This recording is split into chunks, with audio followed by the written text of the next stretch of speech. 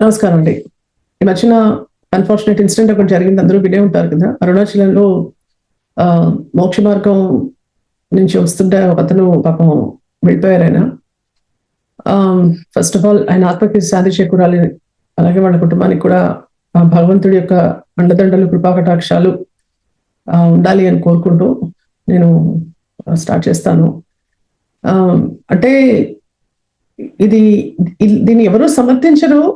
కానీ ఇలాంటివి ఇంకా ఎందుకు జరుగుతున్నాయి అన్నది నాకు అర్థం కావట్లేదు. అంటే నా డౌట్ ఏంటంటే, ఇది ఒక మోక్ష మార్గం, ఇందులోంచి బయటికి వస్తే, ఈ యొక్క నారో ప్యాసేజ్ నుంచి బయటికి వస్తే వాళ్ళకి మోక్షం వచ్చేస్తుంది, వాళ్ళకున్న కర్మలన్నీ తొలగిపోతాయి, దుష్కర్మలు ఏదైనా తొలగిపోతాయి. ఈ ప్రచారం ఎలా జరిగిందో నిజంగా నాకు తెలియదా, అంటే అర్థం కావట్లేదండి నాకు. ఇది ఏమైనా లింగ పురాణంలో చెప్పారా, శివ పురాణంలో చెప్పారా, లేకపోతే కార్తీక పురాణంలో చెప్పారా, లేకపోతే శివుడే చెప్పాడా, లేకపోతే ఎవరైనా ఋషులు చెప్పారా, మునులు చెప్పారా, లేకపోతే సాక్షాత్ భగవాన్ రమణ మహర్షి ఏమన్నా చెప్పారా, ఆయన చేశారా పని అనేది నాకు అర్థం కావట్లేదు. కానీ ఈ మధ్యన ఈ గత ఒక 5-10 ఏళ్ల నుంచి మన తెలుగు రాష్ట్రాల్లో ఈ యూట్యూబ్ అనేది వచ్చిన తర్వాత కొంతమంది యూట్యూబ్ ని మాధ్యమంగా చేసుకుని ఒక విపరీతమైన వెర్రిగా అతిగా కొన్ని కాన్సెప్ట్స్ ని వాళ్ళు ప్రమోట్ చేసేస్తూ ఒక రకమైన ఫాల్స్ నెరేటివ్స్ ని ప్రమోట్ చేసేస్తున్నారండి. ఇది అందరికీ తెలుసు, కానీ మరి లేకపోతే తెలీదో నాకు తెలీదు. కానీ అయితే వీళ్ళకి ఈ యూట్యూబ్ లో ఎవరైతే ఇలా ప్రమోషన్స్ అవి స్టార్ట్ చేసేసి ఇలా పుణ్యక్షేత్రాల గురించి, ఇప్పుడు పుణ్యక్షేత్రాల గురించి మాట్లాడటం తప్పులేదు, పూజా విధానాల గురించి మాట్లాడటం తప్పులేదు, దానివల్ల బెనిఫిట్ అవుతారు అందరూ, చక్కగా మీరు ఇలా పూజలు చేసుకోండి, అలా చేసుకోండి అని చెప్పడం తప్పులేదు. కాకపోతే కొంతమంది ఏం చేస్తున్నారు అంటే, వాళ్ళు ఒక పుణ్యక్షేత్రానికో ఎక్కడికో వెళ్తారు, వెళ్ళి వాళ్ళు లోకల్ గా కొన్ని విషయాలను తెలుసుకుంటారు. తెలుసుకుని వాళ్ళు ఆ తెలుసుకున్న విషయాలని, ఇది ఇక్కడ ఒక నమ్మకం, ఇది ఇక్కడ ఇలా చెప్తున్నారు, ఇలా చేస్తున్నారు అన్నట్టుగా మాట్లాడకుండా, దాన్ని వాళ్ళు బల్ల గుద్దినట్లుగా అదేదో నిజంగా అది మన ఎక్కడో శాస్త్రంలోనో ధర్మంలోనో ఎక్కడో రాసేశారు, దీన్ని మీరు ఇలా చెయ్యాలి, లేకపోతే మీకు ఘోరాలు అంటే థంబ్నెయిల్స్ కూడా చాలా డేంజరస్ గా పెడతారండి. మీరు ఇలాంటి తప్పులు అస్సలు చేయకూడదు, చేస్తే ఏదో జరిగిపోతుంది అని ఒక భయపడిపోయేటువంటి థంబ్నెయిల్స్ పెట్టేసేసి వాళ్ళు బల్ల గుద్దినట్లుగా ఎలా మాట్లాడేస్తారంటే, అదేదో ఇంకా వాళ్ళకి తెలుసు, అదేదో వాళ్ళకే తెలుసు, ఇంకెవరికీ తెలియదు అన్నట్లు చెప్పేస్తారండి. దీనివల్ల ఒక రకమైన ఒక అంటే ఒక కల్ట్ క్రియేట్ అయిపోయింది. ఏంటంటే, అమ్మో మనం ఇలా చేయకపోతే మనకి ఏమన్నా అయిపోతుందేమో, ఒక భయాన్ని క్రియేట్ చేసేసారు. భక్తి అన్న పేరు మీద థ్యాంక్స్ టు యూట్యూబ్ చాలా మంది ఇన్ఫ్లుయెన్సర్స్ కొంతమంది మరీ ఎక్కువగా ఒక అతిగా చేసేసారండి.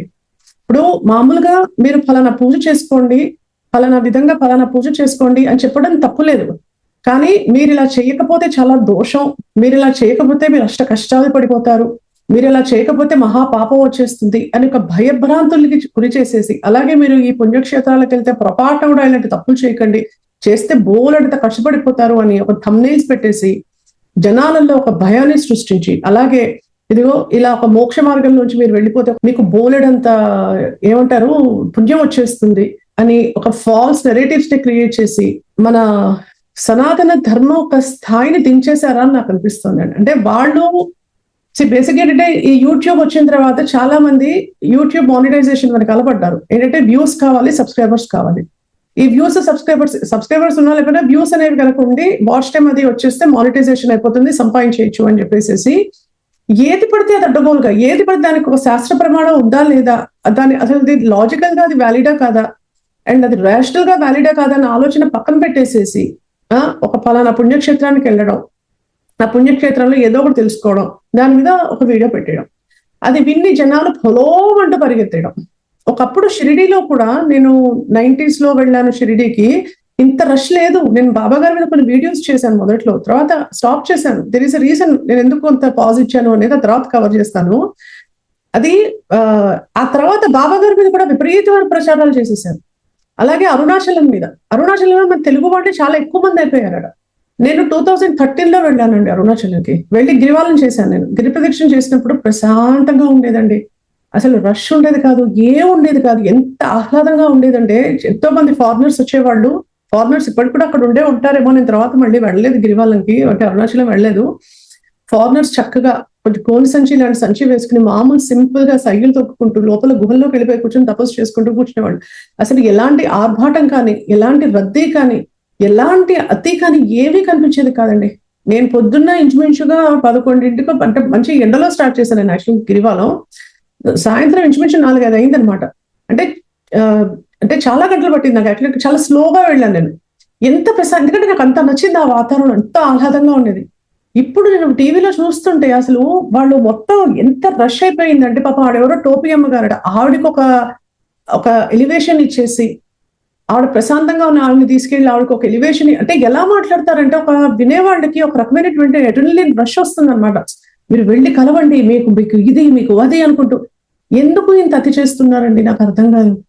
కాదమ్మా, ఒకటి లాజికల్ గా ఆలోచిద్దాం మనం. ఒకవేళ ఈ మోక్ష మార్గం నుంచి బయటకు వచ్చేస్తే మోక్షం వచ్చేసేది అయితే, కర్మలన్నీ తొలగిపోతే, మీకు ఒక విషయం తెలుసా, కర్మ లేకపోతే మనిషి భూమి మీద బతికుండడు, శరీరంతో ఉండడు. అంటే ఆ మోక్ష మార్గం నుంచి బయటకు వచ్చిన వెంటనే అందరూ వెళ్ళిపోవాలి. ఎందుకంటే కర్మలు నశించేస్తాయి చేస్తాయి కదా, చెడు కర్మలు పోతే అన్ని కర్మలు పోతాయి కదా. మరి వాళ్ళు ఉండకూడదు, వెంటనే బయటకు వచ్చిన వెంటనే వెళ్ళిపోవాలి. వాళ్ళు వెళ్ళిపోవాలని నేను అనట్లేదు, బట్ కన్సెప్చువల్ గా కనుక ఒకవేళ మోక్ష మార్గం నుంచి బయటకు వచ్చిన వాళ్ళందరికీ కర్మలు తగ్గిపోతాయి, మోక్షం వచ్చేస్తుంది అనేది వెంటనే అయిపోవాలి. మరి అవట్లేదుగా. అసలు దీనికి ప్రమాణం ఎక్కడుందండి? ఆ తర్వాత కొంతమంది ఎలాంటి అంటే ఇప్పుడు వీళ్ళ సపోర్టర్స్ ఉంటారు. అంటే యూట్యూబ్లలో ఎవరైతే మాట్లాడి ఇలాంటి మాధ్యమాలలో మాట్లాడతారో వీళ్ళకి కొంతమంది కల్ట్ ఒకటి ఫామ్ అయిపోతుంది. వాళ్ళు ఏంటంటే వీళ్ళని సపోర్ట్ చేస్తూ కూర్చుంటారు. వీళ్ళకి ఒక గురు స్టేటస్ ఇచ్చేసి ఏంటి అంటే, వాళ్ళు మంచి ఉద్దేశంతో చెప్పారు, వెళ్లే వాళ్ళని జాగ్రత్తగా చూసుకుని వెళ్ళాలి అని చెప్పేసి. వాళ్ళు లావుగా ఉంటే వాళ్ళు పట్టుకూడదని. కానీ వీళ్ళు ఎలా మాట్లాడతారంటే, ఈ సో కాల్డ్ గురువులు అనే వాళ్ళు ఎలా మాట్లాడతారంటే, దే లిటరల్లీ పుష్ యూ. అంటే వాళ్ళు ఎలా చెప్తారంటే మీకు చాలా కన్విన్సింగ్ గా మాట్లాడతారు. లేదు, మీరు ఇలా భుజాల్ని పెట్టేస్తే ఈజీగా బయటికి రావచ్చు, మీరు ఇలా చేస్తే బయటికి రావచ్చు అనుకుంటూ చాలా కన్విన్సింగ్ గా చెప్పేస్తారు వాళ్ళు. ఎందుకంత ఫోర్స్ చేస్తారు, ఎందుకంత కన్విన్సింగ్ గా మాట్లాడటం? నాకు యాక్చువల్గా ఒక పెద్ద డౌట్. నేను అరుణాచలంకి ఎప్పుడైనా వెళ్తే నేను అక్కడ ఉన్న వాళ్ళని అడగాలి. ఆ మోక్ష మార్గానికి ఎదుర్కొంటే నందీశ్వరుడు ఉంటారు. మీరు చూసారు, ఆయన నందీశ్వరుడే అనుకుంటాను నేను. అక్కడ నందీశ్వరుడు ఉన్నాడు అంటే ఆ నేరో ప్యాసేజ్ లో ఖచ్చితంగా ఎప్పుడో ఒకప్పుడు ఒక శివలింగం ఉండాలి అక్కడ. అంటే అందరూ శివలింగం నుంచి వస్తున్నారు అక్కడ. మరి ఇప్పుడు అక్కడ ఉందా లేదా నాకు తెలియదు, కానీ అక్కడ నందీశ్వరుడు ఉన్నాడు అంటే మటుకు నందీశ్వరుడు శివలింగం ఉన్న చోట ఖచ్చితంగా ఉంటాడు. అంటే ఆయన అక్కడ లోపల ఏదో శివుడు ఉండాలి అక్కడ అంతకు ముందు ఎప్పుడో. మరి అది ఏమన్నా తర్వాత ఇప్పుడు అక్కడ పరిస్థితి ఏంటి నాకు తెలియదు, కానీ మరి అక్కడ చిన్న గుహలో శివుడిని పూజించేవారేమో ఎప్పుడైనా, నాకు తెలియదు, పాతకాలం రోజుల్లో. బట్ అది నిజంగా that must be the purpose of that. నేను 2013లో వెళ్ళినప్పుడు నేను అసలు ఇది వినలేదండి, ఇవన్నీ నేను వినలేదు అప్పుడు. మీరు ఈ లాస్ట్ ఫ్యూ ఇయర్స్ లో ఎంత అతి స్టార్ట్ అయిపోయిందంటే, ఒక వేలం వెర్రిగా యూట్యూబ్ వచ్చిన తర్వాత మీకు అర్థం కావాల్సిన విషయం ఏంటంటే, ఎవరైతే ఇలా చెప్తారో వాళ్ళకి వ్యూవర్స్ వస్తారు, సబ్స్క్రైబర్స్ వస్తారు, వాళ్ళ ఛానల్ మానిటైజేషన్ అవుతుంది, వాళ్ళు ఫుల్ యూట్యూబ్ అనేది కంప్లీట్ గా ఉపయోగించేసుకుంటారు చాలా మంది. కానీ ఎవరైతే రేషనల్ గా ఆలోచించరో, తార్కికంగా ఆలోచించరో, వాళ్ళు ఇబ్బందులు పడిపోతున్నారండి. కానీ ఇది ఎవరు అర్థం చేసుకుంటారో కూడా నాకు అర్థం కావట్లేదు. ఫస్ట్ ఆఫ్ ఆల్ ఒక విషయం ఏంటంటే, సనాతన ధర్మం ఇంత వీక్ ధర్మం కాదమ్మా. ఒకవేళ ఒక నారో ప్యాసేజ్ నుంచి వెళ్తే మోక్షం వచ్చేస్తుంది అనే కాన్సెప్టే ఉంటే, మన ఋషులు కొన్ని వేల సంవత్సరాలు ఎందుకు కష్టపడతారండి తపస్సు చేసి మోక్షం తెచ్చుకోవడానికి? మహర్షి గారు ఆయన ఎప్పుడు ఎండోర్స్ చేయలేదు, ఆయన ఎప్పుడు కూడా చెప్పినట్టు నాకు మరి నేనైతే అంటే నాకు అన్ని తెలుసని నేను చెప్పట్లేదు, కానీ మహర్షి గారు, రమణ మహర్షి గారు ఎండోర్స్ చేశారా? ఆయన చెప్పారా ఇది మోక్ష మార్గం, ఇక్కడి నుంచి వీళ్ళందరికీ మోక్షం వచ్చేస్తుంది అని? ఎవరు ఎండోర్స్ చేయింది వీళ్ళకి ఎలా తెలుస్తుంది? వీళ్ళు ఏ బేసిస్ మీద చెప్తున్నారు? ఒకవేళ అంత ఫాస్ట్ గా మోక్షం వచ్చేస్తుంది అంటే ఇన్ని వేల సంవత్సరాల తపస్సులు ఎందుకు, ధ్యానాలు ఎందుకు, ఋషులు ఇంత కష్టం ఎందుకు పడతారు? అసలు మోక్షం అంటే అంతర్ముఖ సాధన అండి, బాహ్య సాధన కాదు. బట్ కలియుగంలో ఎంత కష్టపడతారంటే, నిజంగా చెప్పాలి అంటే ఒక కర్మని తగ్గించాలంటే ఎంత కష్టపడాలి తెలుసా? ఇంత వీక్ కాదండి సనాతన ధర్మం అయితే. సనాతన ధర్మం is based on research and analysis. ఋషులు మనకి బ్రహ్మసూత్రాలు అందించిన, ఉపనిషత్తులు అందించిన, వాళ్ళు కొన్ని వేల సంవత్సరాలు తపస్సు చేసి వాళ్ళు అనుభవంలోకి తెచ్చుకుని వాళ్ళు ఇవన్నీ మనకి ఇచ్చారు. ఇవాళ చూస్తే 100కి 99 మందిలో పుస్తక జ్ఞానం తప్ప అనుభవ జ్ఞానం లేదు.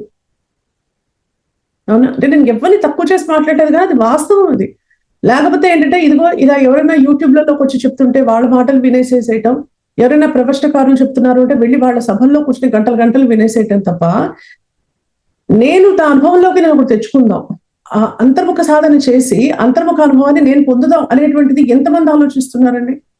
ఒక గుడిలో పక్కన ఫలానా ఆయనది ప్రవచనం ఉంది, శ్రవణం అంటే వెళ్ళిపోతాం.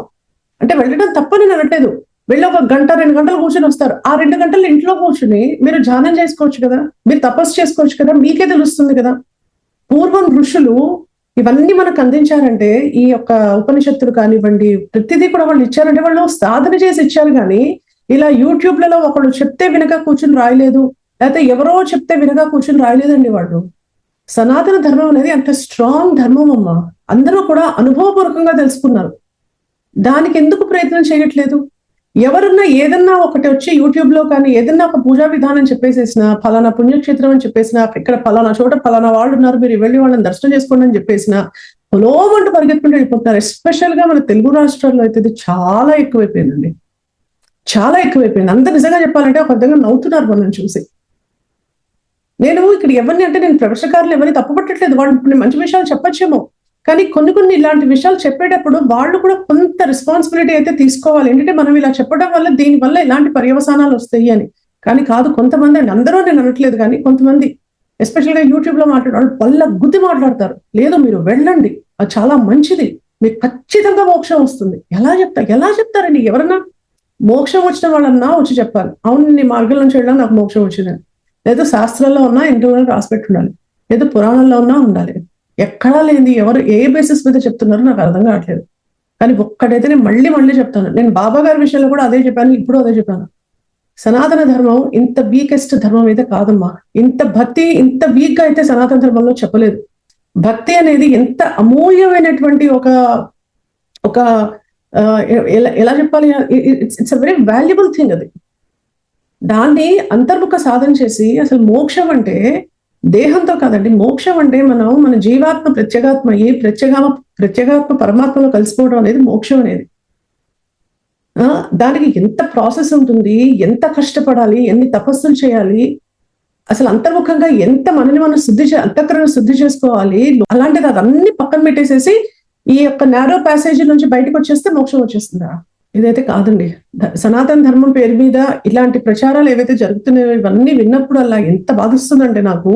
ఆ మోక్ష మార్గంలోకి వెళ్ళి అందులోంచి బయటకు వచ్చిన వాళ్ళు కూడా యూట్యూబ్ లో వీడియోలు పెట్టేస్తూ ఉంటారు. వాళ్ళు వ్యూస్ కోసం అండి యూట్యూబ్ ని ఇంతలాంటి అంత అలా వాడేస్తున్నారు, అన్ని ఇలాంటివన్నీ రాంగ్ నెరేటివ్స్ సెట్ చేయడానికి. సో ఒకళ్ళు చూసి ఇంకో 10 మంది చేస్తారు, ఆ 10 మంది వీడియోలు చూసి ఇంకో 10 మంది, ఇంకో 10 మంది, ఇంకో 10 మంది, ఇలా విడిపోతూనే ఉంది. ఇది కాదండి. దయచేసి ఒక్కసారి ఎవరైనా ఏదైనా చెప్పినా కూడా దానికి ప్రమాణం ఏంటి? ఏదైనా శాస్త్రంలో చెప్పారా, ఎక్కడైనా పురాణంలో చెప్పారా, ఎవరైనా మహానుభావులు చెప్పారా, పెద్దవాళ్ళు అంటే ఋషులు మునులు వాళ్ళు, లేదా భగవాన్ మన అరుణాచలం రమణ మహర్షి గారి ఆస్థానం. మహర్షి గారు గిరివాలాన్ని ప్రమోట్ చేశారు. ఆయన గిరి ప్రదక్షిణ చేయాలి, గిరివాలం చేయాలని చెప్పారే తప్ప ఆయనకి ఆయన చెప్పినల్లా మీరెవరు నువ్వెవరో తెలుసుకో అని చెప్పారు, అంతర్ముఖ సాధన చెప్పారు. ఆయన మొత్తం త్రిపుర రహస్యాన్ని ప్రాపగేట్ చేశారు రమణ మహర్షి గారు. ఒకవేళ ఇలా షార్ట్ కట్ ఉంది అని తెలుసుంటుంటే అసలు ఆయనే అంత తపస్సు చేసి ఉండేవారు కాదేమో. ఆయన ఎంత తపస్సు చేశారు తెలుసా మీకు మహర్షి గారు? సో మరి ఇలాంటి ప్రచారాలు ఎలా జరుగుతున్నాయో ఇవి జరుగుతూ ఉండొచ్చు. ఇప్పటికన్నా జనాలు మేల్కోవాలండి. ఇలా ఎవరు ఏది చెప్తే అది అలా నమ్మేసి పొలోమంటూ పరిగెత్తుకుంటూ వెళ్ళిపోయి this is really not correct అమ్మా. ఇది భగవంతుడు ఎప్పుడూ కూడా శరీరాన్ని కష్టపెట్టుకోమని చెప్పలేదు, ఈ విధంగా చేయండి అని అసలు చెప్పలేదు. అసలు నిజంగా ఎవరైనా భగవంతుడిని చేరుకోవాల్సిన విధానం ఇది కాదమ్మా. ఇలాంటి మూఢభక్తి, అంధవిశ్వాసం, అంధభక్తి ఇదైతే కాదు దేవుని చేరుకోవాల్సిన విధానం. దేవుడే హర్షించడు.